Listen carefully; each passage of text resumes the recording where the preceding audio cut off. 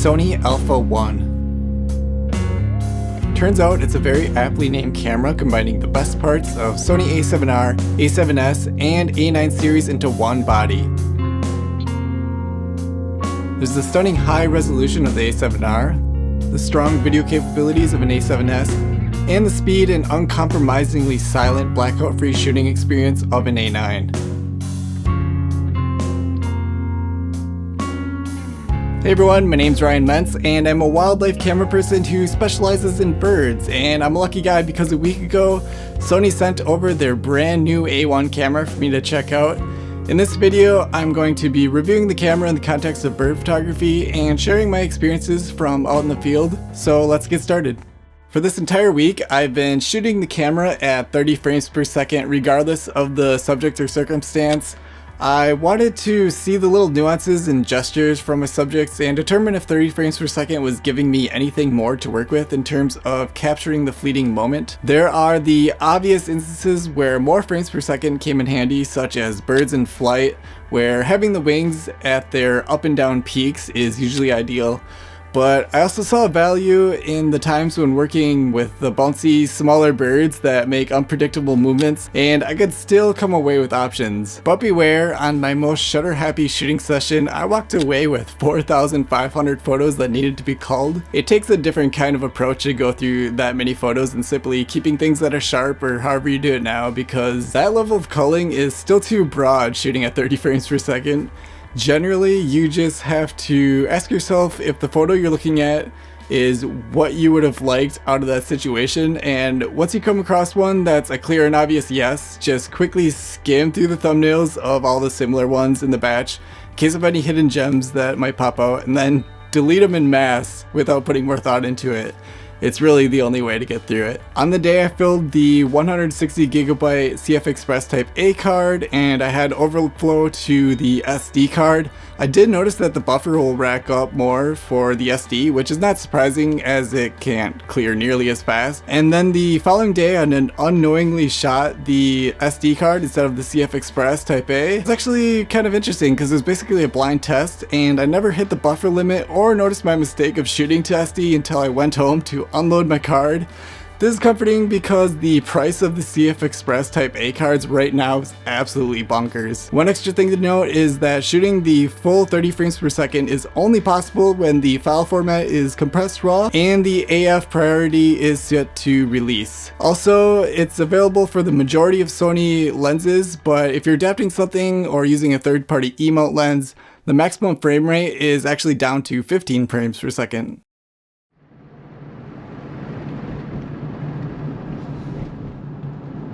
So I just saw a northern shrike on the side of the road. I'm gonna turn around here and see if I can get it.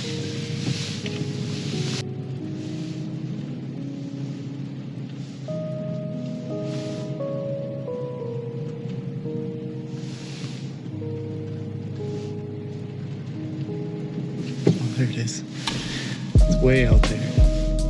At least it's got a bit of a background to it.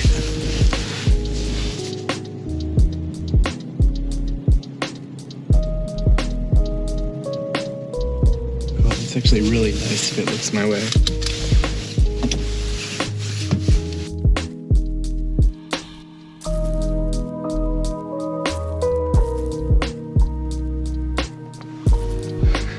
Super sick. Looks like I'm getting some atmospheric distortion from here to there. It's quite a ways away, so I don't think throwing on the 2X is really going to do anything beneficial. Might just have to wait till it takes flight. Hopefully it comes this way.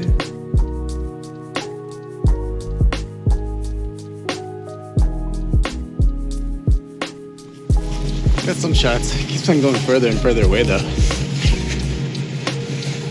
Might try my luck somewhere else. Super nice seeing it though. It's just this brown background.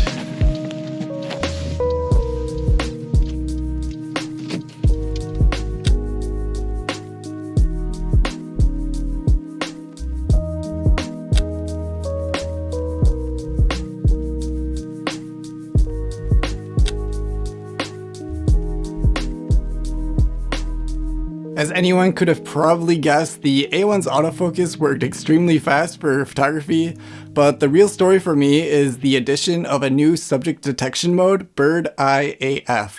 The way Bird Eye AF seems to work is also based on recognition of the whole bird, even though there is technically no face detect AF fallback like with humans. This makes sense since being able to pick out a tiny eye of a bird, which varies so much species to species, not to mention the sometimes low contrast between the eye and the feathers, it would probably either never work or it would work too much and constantly be picking up false positives. One of the reasons I think it's detecting bird shapes, in addition to just a bird eye, is how it reacts to eyes that haven't been visible in the frame yet, but the IAF focus box is still showing over the head of a bird. Also interesting is that there also seems to be some type of short-term memory where if you focus on a bird's eye while it's visible, the focus box is sticky to the head even if the bird's head turns to hide the eye. Or even if you let go of the focus, lower the camera for a bit while you move around and get into position, and restart it while the eye still remains hidden. It's like the camera knows it recently saw this particular looking bird, so if it sees it again soon, it knows that it has the focus priority in a scene and might even start a bird eye AF box over the head again, even if the eye isn't visible yet. So with that, the autofocus does seem to recognize birds better within the wider focus areas, even if the IAF doesn't kick in, which it not always does. I kept a list of what birds the IAF worked on and what birds it didn't, but it quickly became apparent in the first couple days that it's almost positively not about what species, or eye color, or plumage contrast, or distance, but about what the environmental circumstances were as the primary deciding factor. Some birds that were yeses were also sometimes no's, and vice versa. The A1 Bird Eye AF is reliable enough that it changed up the way that I typically shoot. Any other camera, I use the smallest flexible spot as my go-to for non-birds in flight. With the A1, I can use flexible spot medium or large, which tends to cover more significant portions of a bird, and either the camera's Bird Eye AF kicks in to hone in on the perfect focus on the eye, or again, the autofocus seems to understand the form of a bird much better. So far, I never saw any false positives with the bird subject detection active where it would outright try to focus on a non-bird, which is excellent because that problem has definitely soured the use of the animal detection mode. For a first version of this new feature, I'm happy it swings in the direction of being more selective and seemingly smart than overly grabby at anything that might be a bird eye. Now that Sony has begun to rack up subject detection modes with the A1, there's a new subject select limiter in the menu, so for a wildlife photographer like myself, I can skip human eye AF as an option when I'm cycling the detection modes with my custom button.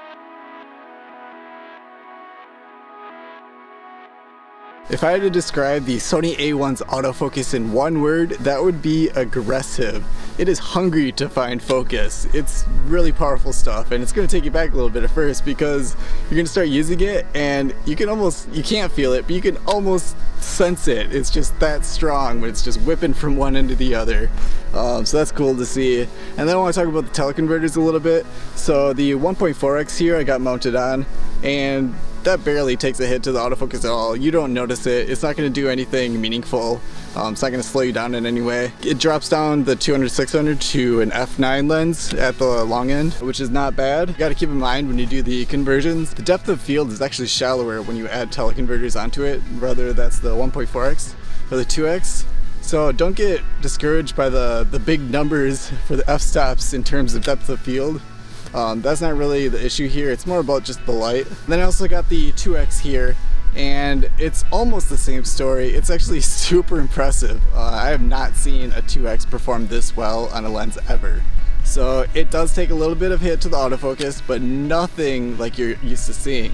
It's very quick, and the best way I can describe it really is think of what a camera, like the regular camera's autofocus from a few years ago.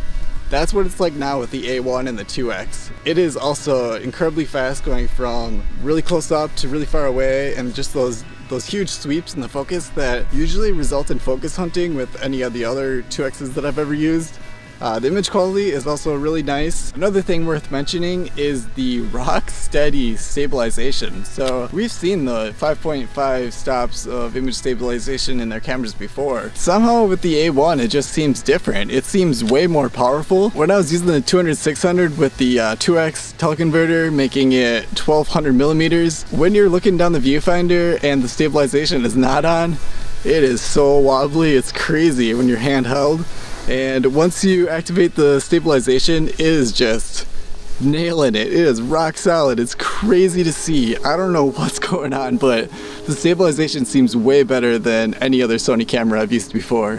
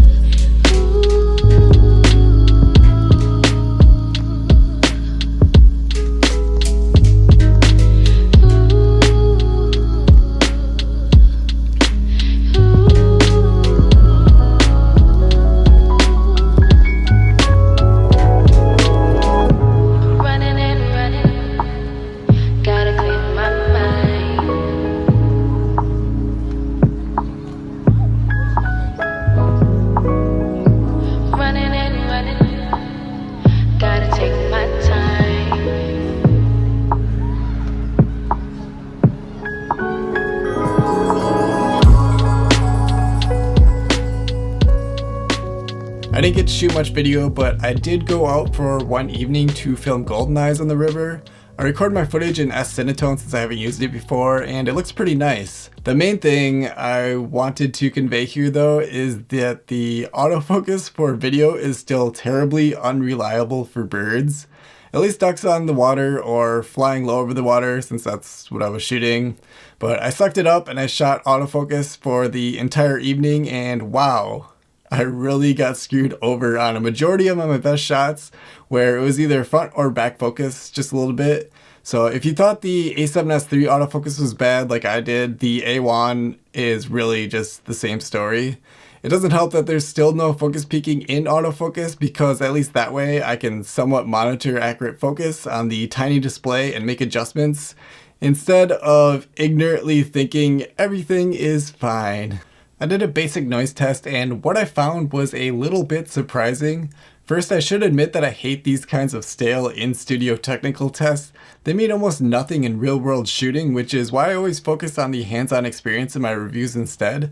And this is one of those cases where I was a bit surprised, because from what I've seen out shooting and in editing all my Sony A1 photos, is that the image quality drops and noise level increases quite rapidly with the camera. Even by ISO 1250, things started getting a little serious in how I need to deal with it, because the sharpness and color fidelity begins dropping rapidly once I hit into the thousands. The test would lead you to believe that you can shoot the entire ISO range without much issue. I'd consider the Sony A1 as having A7R4 image quality with A9 performance rather than having A9 stellar noise handling with A7R4 resolution. With my A9, I would use ISO 800 as my base, since there was no difference between that and ISO 100 simply eyeballing it. That's nowhere near the case with the A1, and I needed to toe the line between shutter speed and ISO much more often than I expected. The A1 features a 9.44 million dot viewfinder with the world's first refresh rate of 240 frames per second, plus a 41-degree field of view and 0.90x magnification. One of the best compliments I can give about it is that these impressive specs just melt away almost immediately when using it. By that, I mean you aren't really seeing a 9.44 million dot screen refreshing at 230 frames per second. You're just seeing the world. As I hope for, the 240 frames per second refresh rate really sells the viewfinder's resolution as being more lifelike. When I used the A7S III that also has a 9.44 million dot viewfinder, it still felt very digital, but I think there's some threshold or definitely something interesting happening in your mind to think it's more real when you combine it with the doubled refresh rate. Unfortunately, talking about the rear screen is a different story. It's still the same old 3-inch 1.44 million dot display. There have been multiple sessions now where I review photos on the LCD display as I'm wrapping up, and I feel dejected that I missed some shots, but then later I go to the computer and they're actually fine. And the other way around, where I'm super happy I got focus on a great shot, but really the full-size image is a touch too soft to keep, so whatever. But good news.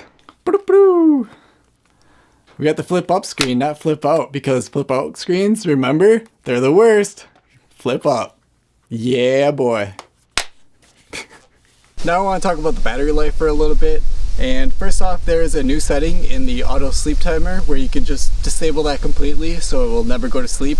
That's kind of nice. Before I would just set the camera for the 30 minutes. That way, if it does go to sleep, you don't have that issue where waking it up takes a little bit too long and you end up missing a shot. Now you can just disable that completely.